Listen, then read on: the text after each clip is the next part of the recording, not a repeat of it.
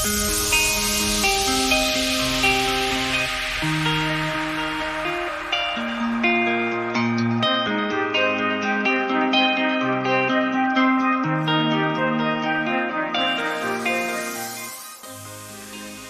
guys, welcome to the next episode of the Adventures of Artemis and Athena. I'm Artemis, that's Athena, and today we are talking about female cooks, female chefs, female bakers, and all of the chefery that we have going on right now. Because historically speaking, if you think about it, it is a typically female role that is putting the food in our bellies. You see historical cookbooks that are female authored, and the recipes are being passed down female to female.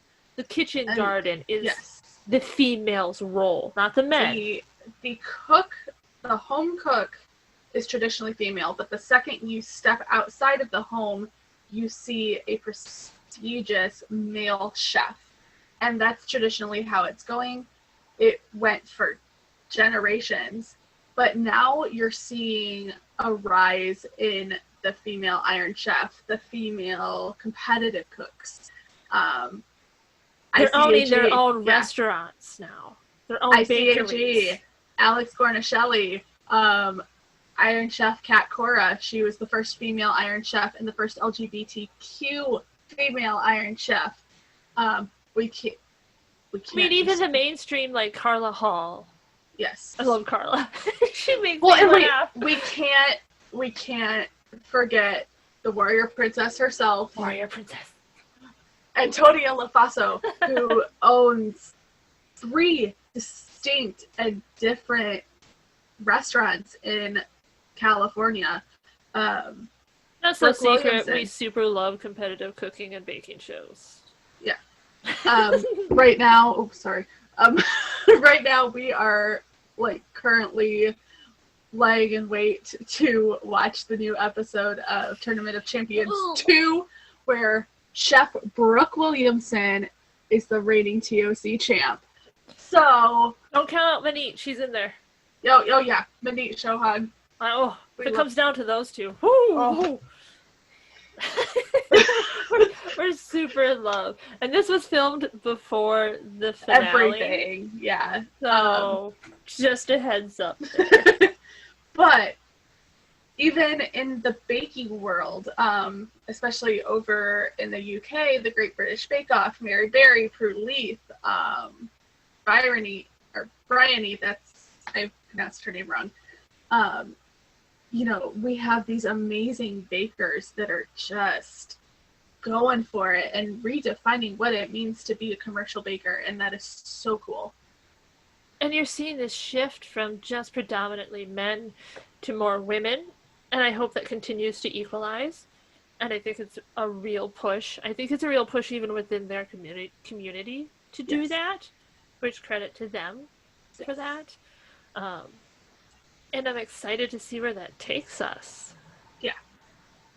Like I said, because, I mean, it's so ingrained that women do the cooking. Yeah. And it's cooking. But then you get to a restaurant and somehow cuisine.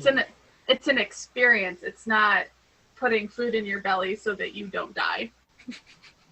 That was good. I can't put it any, more simple than that. It's an experience. It's not cooking to survive. It is not eating to survive. It is an experience, and you are paying for the experience. And, we're seeing a huge shift in that. And I think that is, yes, the historical aspect of cooking has always been female cooks. But you're not seeing them get the recognition because that is what was considered the norm. It was... Right. It's just, this is what you do. Your job is foodways. And that foodways does include the kitchen garden. It includes the poultry. The men were expected to raise the cash crops. The crops to feed the animals, to put money in your pocket. But you were expected to grow the food in your belly. Yeah. And I think it's really a nice shift to see the women taking ownership in a restaurant setting going, this is our time. We have done this historically for centuries, the Centuries. dawn of time. So now it's our time to step out and be in the spotlight. Well, and to be recognized for the accomplishment of, being a James Beard Award winner or being, top rated chef in the LA Times or whatever that accolade may be. They are taking it, they are owning it, and it is strong, and it is raising new generations to believe that anything is possible.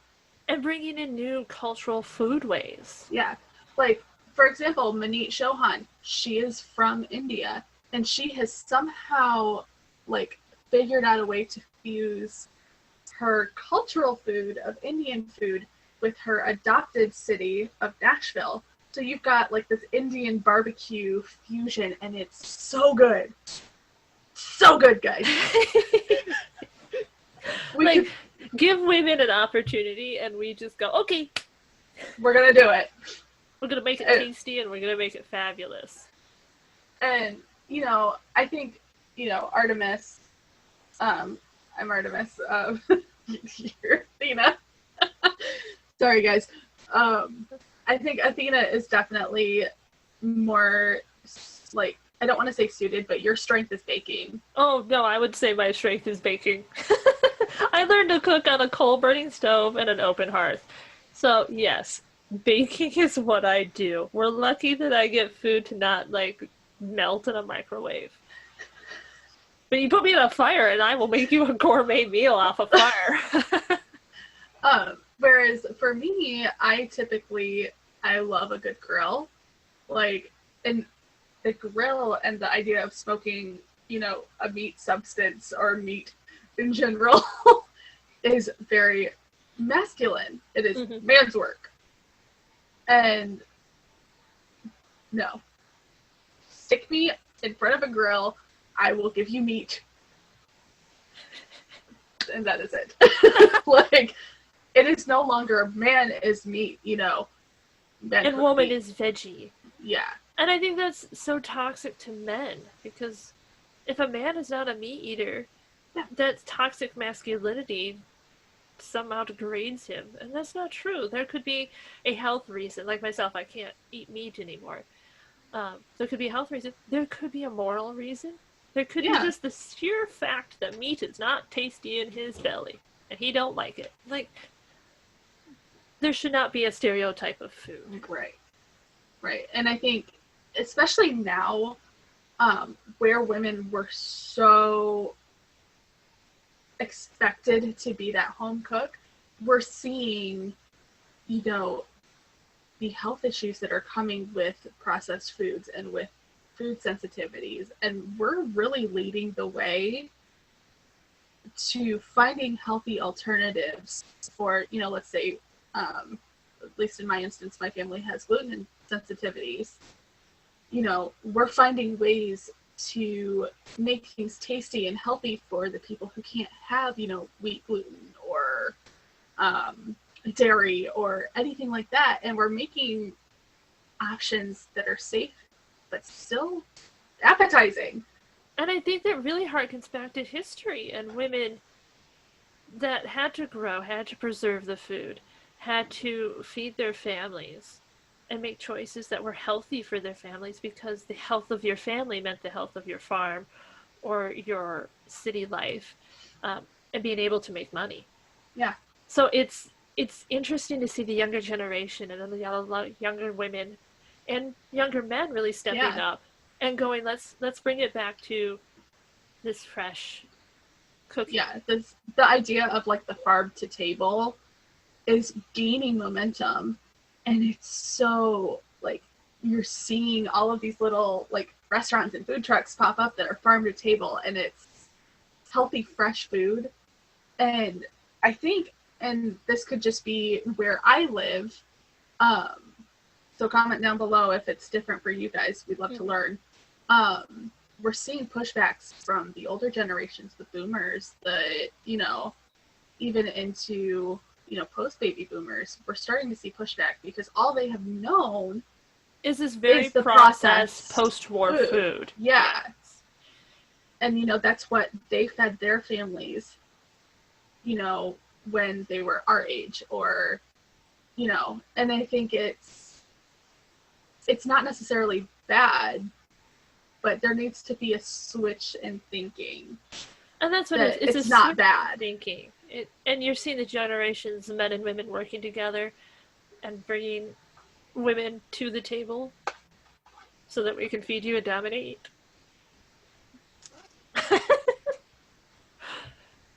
But it's an interesting societal shift that's very exciting, and I think we can only benefit from this health-wise and taste-wise. Yeah. So I'm excited to see, especially after we get out of this pandemic, because right now staying home, eating out is still the safest thing to do.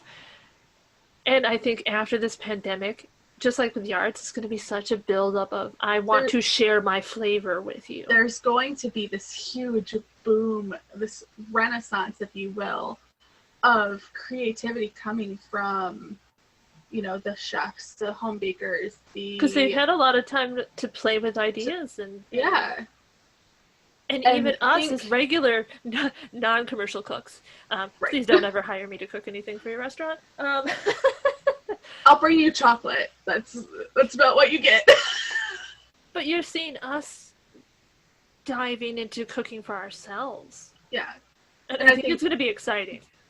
I think you're going to start seeing, the Gen Zs, the Gen Alphas, even some of the younger millennials, who may not be, completely self-sufficient right now. They're going to come out of this. Because they're babies. Because they're babies. They're still youngins. Yeah. There's going to be this huge resurgence of cooking for yourself and seeing, what flavors you can come up with. And that is just going to explode. It'll be exciting. My tummy is ready. Yeah, we're here for it. My taste buds and tummy are ready. When everything is safe, you want us to come to your restaurant, we'll sit there. Thank you. Yes. And on that note, if you have a great recipe that you've developed over the pandemic, share it. Okay. Because I want to eat good food. Yeah. I'm selfish. I just want to eat some goodies. Well, and I think that, there are recipes that, we may have learned from, our mothers, our grandmothers, and everything that we're using to get us through this pandemic that we're probably like, oh, not again, And I think having something new and fresh would really aid in getting people back out there, getting people and connecting us. Food connects people. And if you drop your recipe and it's your grandma's recipe, it might not be my grandma's recipe. So now we're communicating and we're sharing.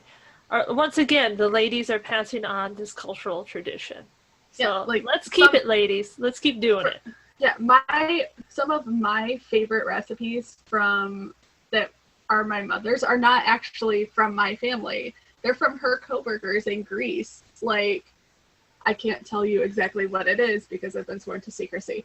I'm not even joking. My mom had to fax Grace and say that she would only pass it down to me. But to see, again, the female to female, transaction, if you will, of recipes and tradition, it's so inherently female, but it's also inherently human. So, yay! Food! Yay! Food connects us all. Food and female bakers. If you take nothing away from this, it's that Brooke Williamson, ICHE, all of them are great. We'll update you who actually wins. The reigning champ, Brooke Williamson. Honestly, I would not be surprised. Not surprised at all. Yeah. But yes, so comment, share. We want to hear your stories. The last week's episode will be right up here in the card, right above where Athena is chilling. And we will see you next week. Or next time. Yay! Yay! Bye, guys!